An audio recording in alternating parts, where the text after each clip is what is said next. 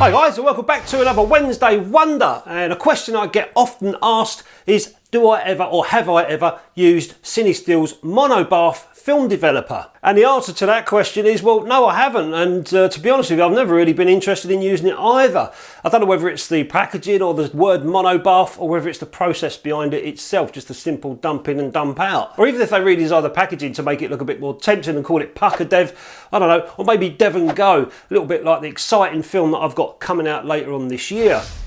So anyway, I went to my mailbox over the weekend and I was surprised to see a package there from an Instagrammer called Gary Geezer, and he sent me a packet of CineStill's mono film and a few rolls of expired film. If you're watching, Gary, thanks very much. And the last time Gary sent me something, he put his wife's business address return label on the back, which is Belly Dancing Boutique. And the guys at the mail office certainly had a laugh over that one, emailing me, asking me if I was into belly dancing. And this time round, they went one step further and sent me a photograph. Although I think they got a bit confused, that's a ballet dancer.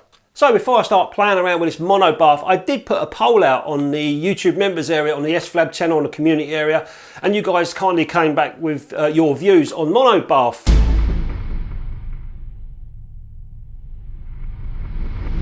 So that was interesting to see the results of that vote from you guys. Thanks for all the people that commented and contributed towards that. Let's get on with developing this stuff. I've got two packets inside this packet.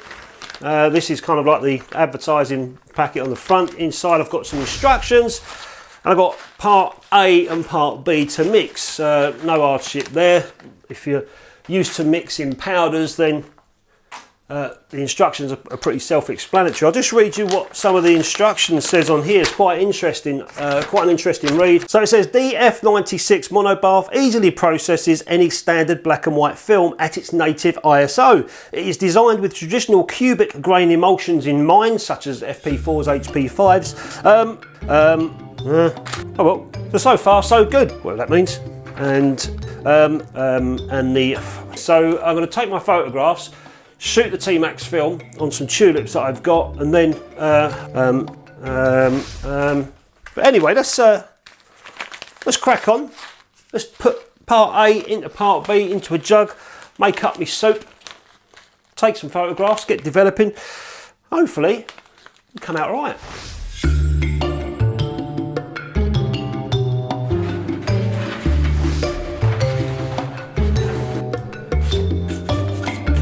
So this is real simple photography, guys. This is what I've mentioned in my SFlab Beginner's Guide for Film Photography, which is window light. This is pretty much what I'm talking about. A very small area. You no need to have a large window or a large house to have to make window light photography. You can see I've got a large window behind me, but I'm only using this very small space, which is about half a metre square. I've got a little tulip. I'm only using this one window. All the other is behind me. That's not lighting the scene. It's only this window here. And I've got this nice white paper as well that I've got. This is very cheap from craft shops. I had to put this in place because I was intending to use the wall as the background, but this ridge was giving me a dark line down the frame, so I didn't want that. So I've just put a little bit of taped a little tiny bit of paper up here as my background, and it's white as well. So I've got the tulip. That's just sitting on a light stand.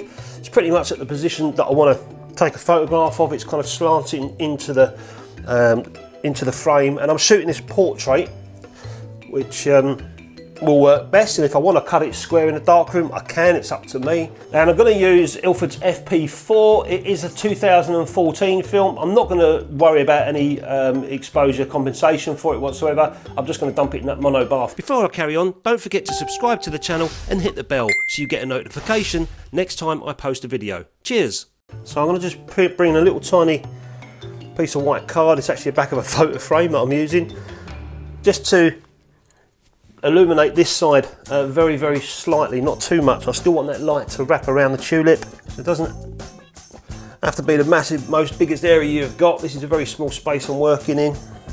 Okay, here we go. Playing with filters. So all the stuff's sitting here. I've got part A, part B, I've got the instructions, I've got a jug full of water, which is just over 20 degrees, my empty jug there, and that is my container, airtight container, accordion bottle that I'm going to put my mix in once it's done. So I need to make a litre of this stuff. So it says on the instructions, place 600 to 700 ml of distilled water into a clean glass or plastic container. This isn't distilled, this is tap water. I drink this stuff and I use it all the time. Our tap water's pretty clean. Now normally I'm outside doing the powder stuff, but it's bloody cold out there today, so. Right, okay, so in goes part A.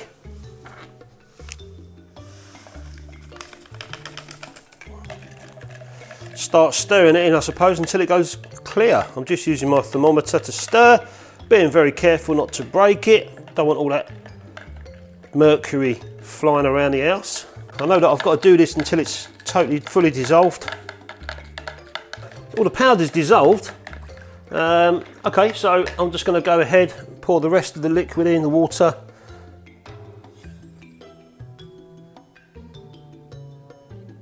Up to 1,000. There. And put part B in. That should clear it, surely. Well, part B is like, I think they're hypo crystals. So I'll have to keep doing this until that's all dissolved. I reckon it will go clear. So these are my developing instructions, my agitation instructions. I've got 3 choices: constant agitation, intermittent agitation, or minimal agitation. You can see there, intermittent is 30 seconds to start and then 10 seconds every minute. Minimal agitation is 10 seconds to start and then 5 seconds every minute. That's the one I'm going to go for. And then I've got this little tiny chart on the instructions that says there's the constant agitation, that's the intermittent, and this is the minimal one I'm going for. 21 degrees, normal. So 6 minutes I should be developing for, 6 minutes, normal inversions. And there's plenty more instructions here, guys. I'll put a link to these instructions on my website. I'll do a photocopy of these and for you guys to see if you're interested. It also says chemical reuse as well. I can process up to 16 rolls of film with this developer, and I just add 15 seconds on top of my time every time I put a new film in. So if I'm doing one today, for example, if I do another one tomorrow, I'll just have to add 15 seconds. It's got an exhaustion indication as well. It will go like a dark yellow or a dark amber once it's shot. Pretty much there are other bits and bobs in there, but I'll post this up for you guys to see on my website if you're interested. All right, so it's all dissolved. That's the fruits of my essence there. It's kind of gone that sort of murky colour, but normally I find Xtol and D76, my powders that I usually use, go clear. Never mind, I've got 6 minutes on the old ticker there. So let's do what it says. And it's still at the same temperature, hasn't changed. Start the clock. 10 seconds. 1, 2, 3, 4. That's about 10 seconds. Okay, so and then 5 seconds it says on the minute every minute. Dump it all back in. It says that I could continue that time just to ensure the fixing's right. It won't affect the development. So that's what I'm going to pour back in that bottle. Let's get this washed. So while that's washing, I'll put my DF96 back in this, or into this container.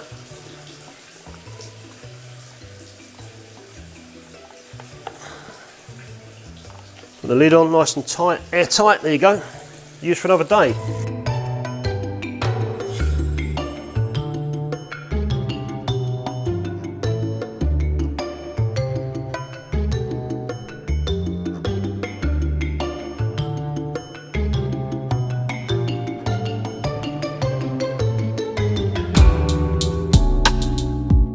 So the first thing I noticed about the negatives were they looked a bit underdeveloped, a little bit flat, which surprised me, but I wasn't too sure, maybe if it was because I was using the expired FP4, you know, depending on the storage, etc, etc. I thought it wouldn't be fair just to use one expired roll on this developer and then decide for myself whether I like it or not. So I went ahead and shot the tulip again on another roll of FP4 expired in 2014, and I developed it in Rodnall, and the negatives this time came out as I expected, fully developed and full of detail.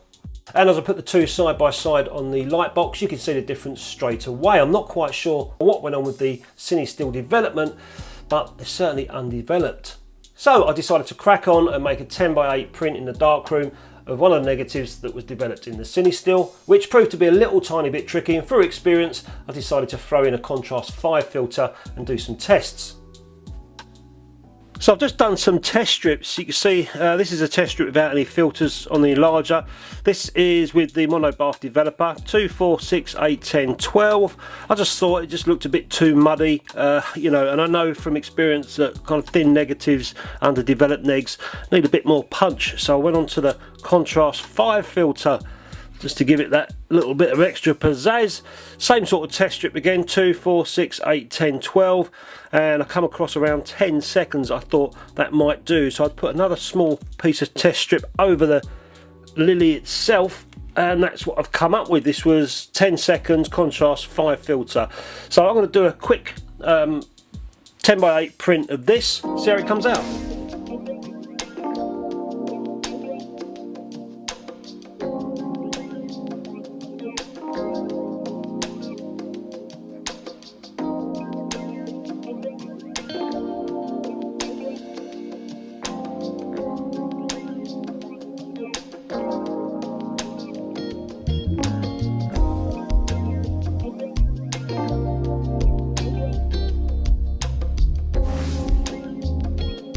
So the print didn't come out too bad, but I know myself it's an underdeveloped negative and they're always tricky to work with in the darkroom.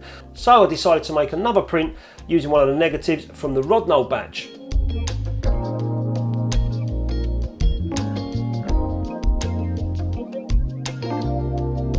So this is the second neg that I'm working on, the Ortho one, 2, 4, 6, 8, 10, 12, blah de blah de blah. I thought I'd go for 15, I just thought 12 looked a bit light here in this area, so I went for 15 seconds on one strip. Really nice, but it just looked a bit too, I don't know actually, well it looks a bit too dark to me. Then I did 10 seconds, I thought that maybe that might look a bit better, but I'm just worried about this leaf here.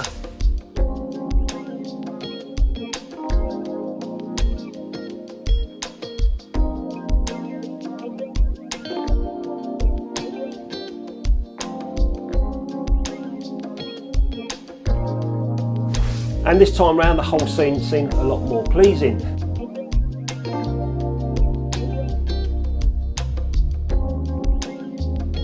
Acquisitive as always, I also tried Ortho 80 using my mini developing tank technique, developing individual frames, and one frame I developed at 21 degrees with 30 seconds of inversions to start and then 5 seconds of inversions every minute for 6 minutes, and I still got low contrast negs. I then tried another frame of Ortho 80 with constant inversions for 6 minutes and still I got low contrast. I then tried another frame of Ortho, and this time I developed it for 10 minutes with constant inversions, but this time I cooked it at 30 degrees, higher than the instructions say. But let's not throw this under the bus. This is my first time using this developer, and reading some of your comments on the YouTube community area, I can see a mixed bunch of experiences. Here are some of the positives. Raybon Reagan says, I'm not a pro, but I think it works great for people like me who don't do a lot of film development and don't know as much about all the developers and techniques. Kev Soasis says, after the 5th roll, you should think about additional fixer. Michael Sullivan says, since I started developing film again last year, it's all I use. Jim Graves says, it's a great product for someone new to developing black and white film, just one chemical to worry about, and good for around 16 rolls of 35mm film. Alfred says, use the F96 as an everyday developer and I'm very satisfied. And there you can see the results that I got from the vote like I showed earlier on. So that was my first time trying out Monobath from CineStill, and you know, I can't say if I like it or not. I didn't get great results this time round, but I do like the concept, I do like the idea of just one bath developer. It's something that I've never been interested in before, but most of you know me, long-term subscribers, you know that I like playing around in the darkroom, testing out different films and different things in little tiny small tanks, and when I do I have to put the developer in the stop and in the fix, I think this would be a great idea for when I'm playing around with just one frame in a little tiny tank. It saves me messing around with stop and fix if I can get it right. Now, I've always said to those that are starting out in film photography with development, always try and find yourself a liquid developer rather than a powder developer, because there's always something you might do wrong with powder development, unknown to you. You get bad negs, you think, oh, I ain't using that again, or oh, it doesn't work. CineStill do a liquid developer for this monobath, so I might grab a bottle of their already made liquid just in case I have you know, sodded up the process at the start with the mixing. I don't know, you've seen the video, people that are used to this developer, let me know. But this is my first time using it. But I think I'm going to get some of the liquid stuff just so I can dabble and play around in a darkroom, like I said, with those small tanks, and you know, experiment with film like I normally do. I just said it saves me messing around with stop, bath and fixer, and from that, who knows, I might get even better results next time. But I've got to say thank you to Gary for sending me the monobath. I've been really interested trying it out. I'm going to stick, this is the instructions, guys. I'll put this on my website. I'll put a link in the description of this video if you want to have a little read through these instructions. I found them quite interesting to read. And going back to the start of the video, you notice I was using some colour filters. I'll stick the results of that up now. And there you go, that's another Wednesday wonder, me mucking about with monobath developer. Probably butchered it, but hey ho, everyone has to start off somewhere and learn from experience. I hope you enjoyed the episode, guys. Thanks for watching. I'll catch you next time.